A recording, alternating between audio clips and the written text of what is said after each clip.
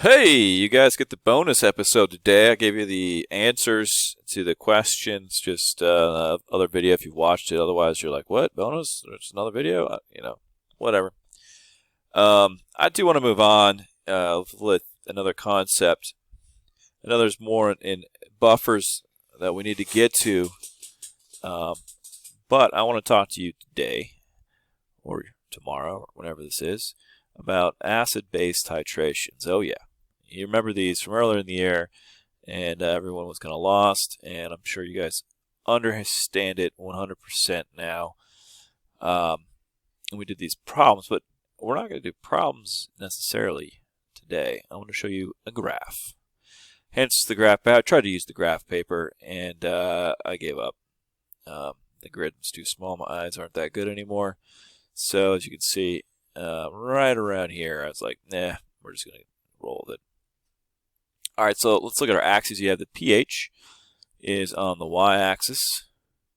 It's the manipulated variable. And the volume added, all right, is on the bottom. So if I have my beaker of acid, right, and I am adding to it the base, it is the volume of the base that is being added. And right now, you don't have to know the concentrations of either substance. We're just going to talk about the graph. So the typical graph of a strong acid and a base, right? If I am adding base to a strong acid, it's going to be kind of flat. It may even be lower than 2. I don't know why I chose 2. So remember, if I have HCl here, it's 100% ionized. And as I add base, let's pick sodium hydroxide. As I pick this base, that's 100% ionized, and these two Na plus and Cl minus are kind of spectator ions that stay dissolved. But every time I add OH, it's taking away an H plus. Well, there's still lots of H plus in there. And since pH is measuring the concentration of H plus, each OH minus that is being dropped into the acid is being accepted by the H plus, and the OH minus disappears, and still all I have left in there is H plus. So for a while, as we add that volume, it's going to be a relatively constant pH. It's going to go up slightly. And then once I hit this point where I have taken out my last H plus and I drop in my OH minus, you're going to see this skyrocket curve, and then it's going to go up, and then you're going to get this flat line. All right, and well, I kind of messed it up, but I wasn't looking at my graph over here.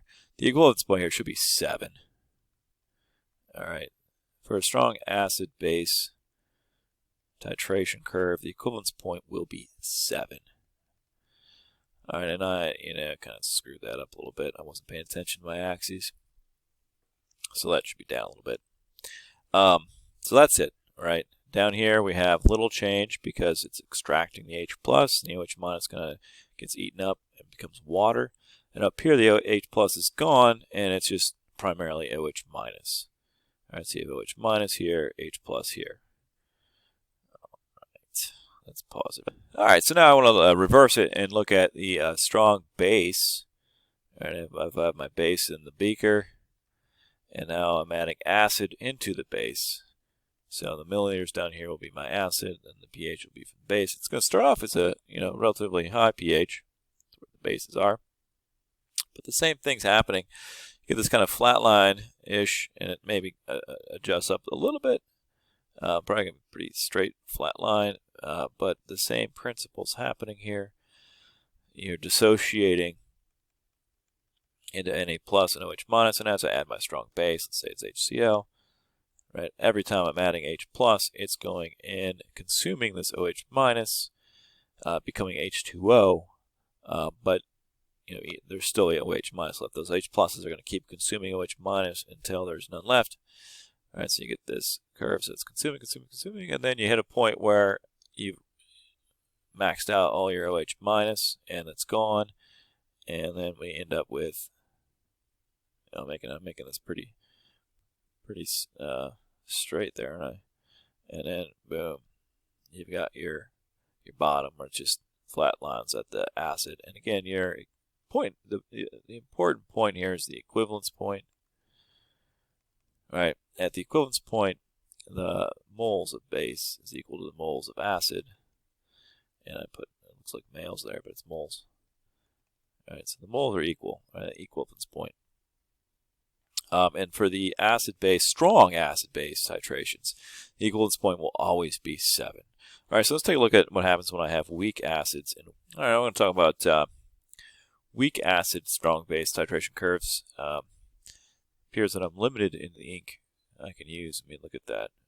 I tried to use black and it bled all over the place. Don't know what's going on there. All right, so weak acids, remember, weak. So they're going to start in the initial range here down at, something higher than 1, depending upon the concentration of what it is. But I want to take a look at, let's do acetic acid, right? So you have CH3, COOH, and that's going to dissociate into H+.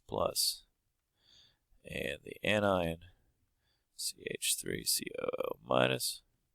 This guy's important. The similar principle as to when we had the strong acid, strong base. Right? If I had sodium hydroxide, right, that's 100% dissociated. That's Na plus and OH-. As I add that sodium hydroxide, it's going to form with that H+ to give you water, and it's going to shift the equilibrium, so more H+ is going to be produced as that OH- is consuming the H+. So for a little while, your pH is going to be kind of, meh. It's going to have a more steadier rise than we did with the strong acid, strong base. But then you're going to hit the equivalence point at some point here.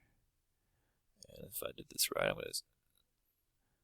Yeah, that looks about right. All right. You're going to know something about the equivalence point. Did I get it right? Say that. We'll say that's the middle there, the equivalence point. Now you may be thinking, Mr. Bronzy, this doesn't look right. Your equivalence point's not at 7. Well, there's a reason why it's not at 7. The equivalence point, when I have my equal amounts acid and base, well, again, the moles, right? The moles are going to be equal. Moles acid equals moles base, right? Moles hydroxide is going to cancel out my moles of H+. When that's the case, right, this will be consumed. That's gone. This is gone. Right, it's all water. What's left?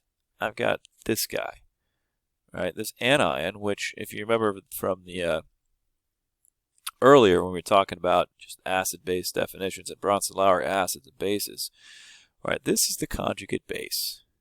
So this is slightly basic, and in solution, when it's there, when it's present, will produce OH- or hydroxide. So even though the acid and the base have kind of quote-unquote canceled out, I do have this little anion, which makes it equivalence point higher than 7. So it's going to be slightly basic. Take note of that. When you have a weak acid, strong base, you will have the anion in abundance at the equivalence point, so the pH will be greater than 7 at the equivalence point. The other thing to take note of, and this is not drawn accurately, this is an actual calculation, but very important thing is at the equivalence point, say that this was on here, let's make it easy, let's say that was 20 milliliters. The half equivalence point, half of 20 would be 10, and we'll say boop, 10.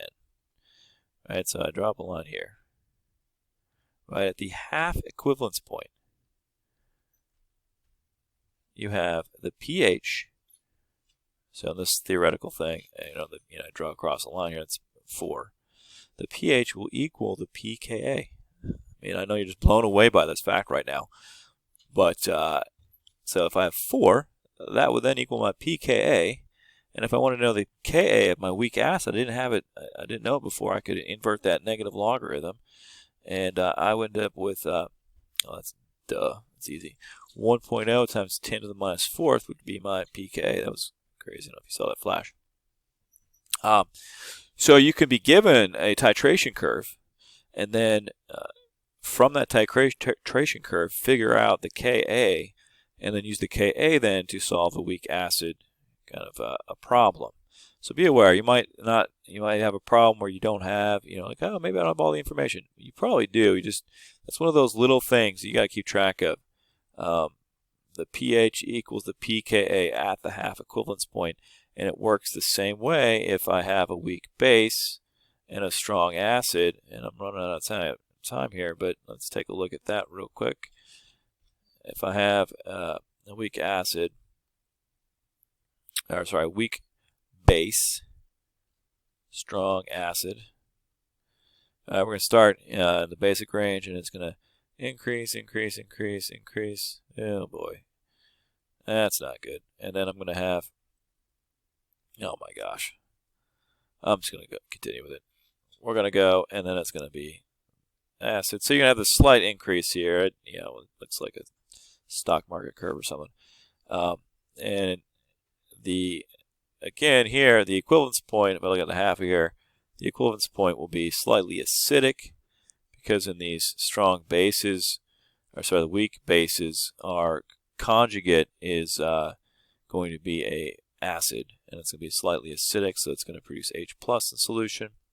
And then the same thing here, the half equivalence point this time would be give you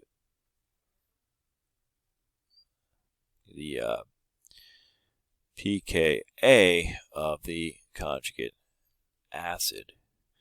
So if you look at, if you have your base, let's just do plus water, that's going to go to OH- plus BH+.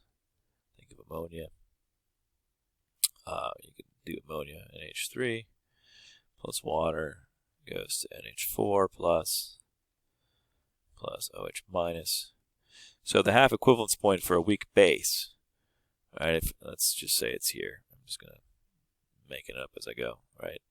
So let's say the pH is 12, the half equivalence point. That's going to be the pKa of the conjugate acid, NH4. All right. To get the pKb, you would then take of the actual base, you would then subtract that from 14, which then in this theoretical situation would be 2. And I am pretty much completely out of time. I know it's quick, but I think with a little practice, this will make sense, hopefully. There's also the weak acid, weak base titration curves, but I mean, that's, once you get it a little bit down, it's okay. The big thing, though, is the equivalence points for weak acids are more basic. They're higher than 7. Equivalence points for weak bases are going to be in the acidic range, less than 7. And then the other important thing is the pH equaling the pKa at the half equivalence point, and that can save you a lot of headaches if you remember that, looking up Ks and whatnot. All right. Enjoy. Like and subscribe.